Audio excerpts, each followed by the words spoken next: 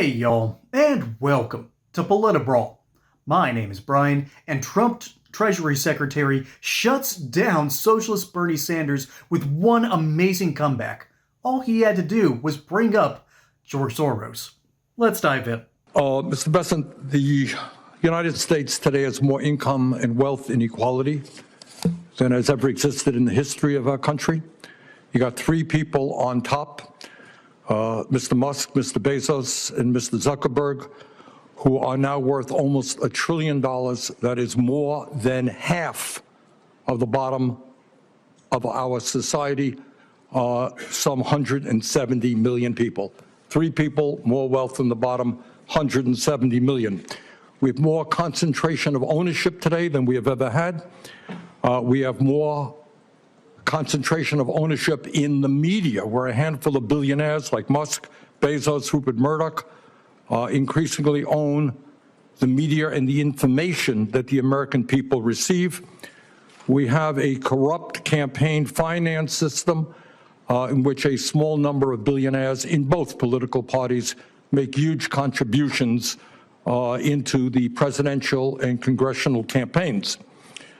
When you have a small number of multi-billionaires who have enormous economic, media, and political power, would you agree with President Biden, who last night stated, and I quote, "An oligarchy is taking shape in America of extreme wealth, power, and influence that threatens our entire democracy, our basic rights, and freedoms," end of quote. That's what President Biden said last night.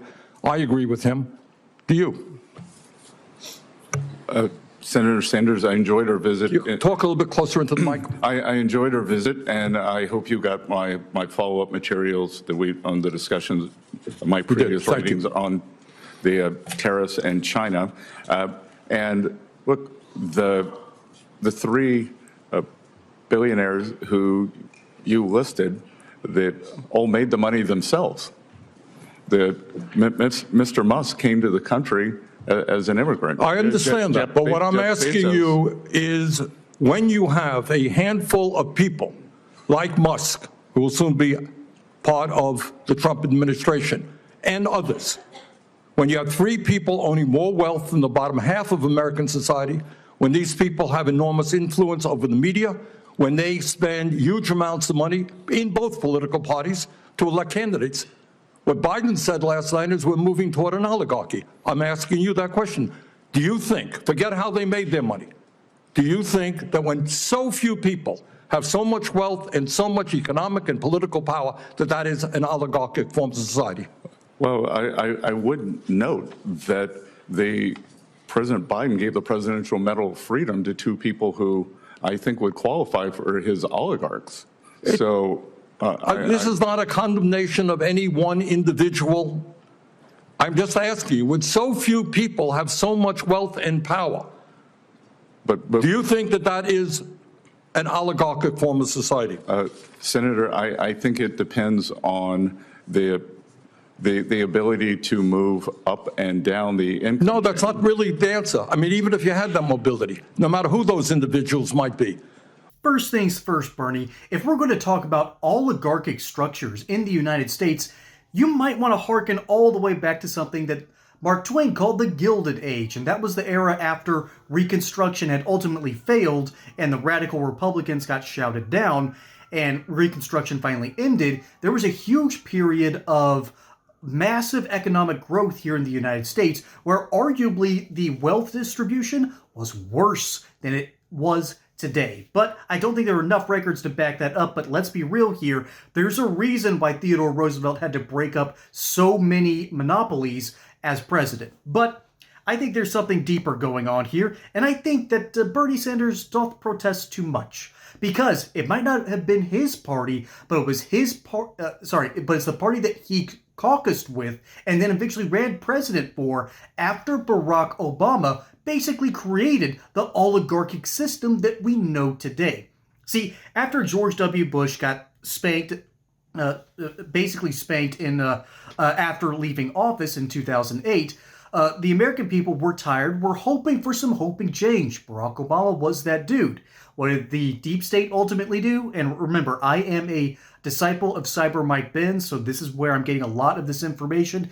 He's basically called out the whole deep state system of the CIA, the FBI, and even USAID, which is often the arm of the CIA. And he calls these organizations the blob.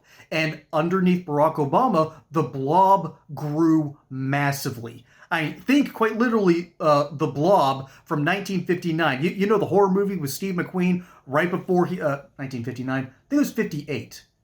But y'all, seriously, let me know down in the comments below. I hate being wrong, particularly when it comes to movies. But ultimately, the blob was expanded under Barack Obama because it was in his best interest. Glenn Beck did a fantastic expose of the oligarchy, and quite literally on his famous chalkboard had each letter with their own little tables. And he forgot to do a segment on the czars, which on the final day of that segment, he was able to quickly re-edit some stuff, and you would have had to have been there. But ultimately, that structure started under Barack Obama. And then Trump gets into office, and all of a sudden the deep state is freaking out. The deep state sort of freezes for a little while, and at that time, there was a little civil war almost there.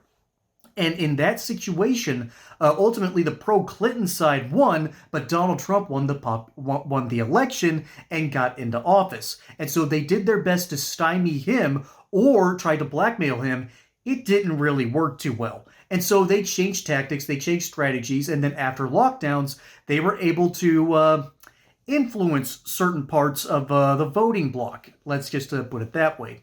And so Bernie Sanders is protesting something that got started underneath the Democrat Party, got worse under the Democrat Party, and then in the past 4 years, Joe Biden, the reason we bring up George Soros to begin with, George Soros is one of the biggest donors to small-scale Democrats. I'm talking about district attorneys. I'm talking about smaller state races. I'm talking about even state house and Senate races. Okay? This dude has wanted to change the American landscape, and the best way to do that is to fill smaller positions and actually have more power than a lot of congressmen do. And so George Soros flooded the market with his money and tried to make sure that his people got into office, and it worked for about 6 to 8 years. People have finally caught wise to that, and that's why President Biden gave him the Presidential Medal of Freedom. Yeah, talk about a misnomer. That's like giving a Nobel Prize to Barack Obama for doing absolutely nothing and then, bombing more kids. So, ultimately, Bernie Sanders is complaining about a whole system that not only doesn't make any sense from his own perspective, but got worse underneath his party, or at least the party he caucuses with. Again, he's an independent. In reality, he's a full-fledged socialist. But then he talks about getting money out of politics, and this is the biggest problem I have with Bernie Sanders, because he no longer talks about millionaires and billionaires, he only talks about billionaires. But in this case, if you want to get money out of politics, maybe you need to start with your own caucus. Here's what the Democrat Party committees raised in 2024. The total for the DNC, and this is in the millions, by the way, so $1.18 billion, with cash on hand of another $221 million. Compare that to the Republican National Committee. $902 million, and ultimately with cash on hand of $179 million. Ultimately, one party eclipsed the billionaires, the other party's still in the millions. And then if you look across the board at that final total of both sides, you'll notice that the Republicans are lagging by about $250 million. Or it actually, in some cases, is closer to $300 million.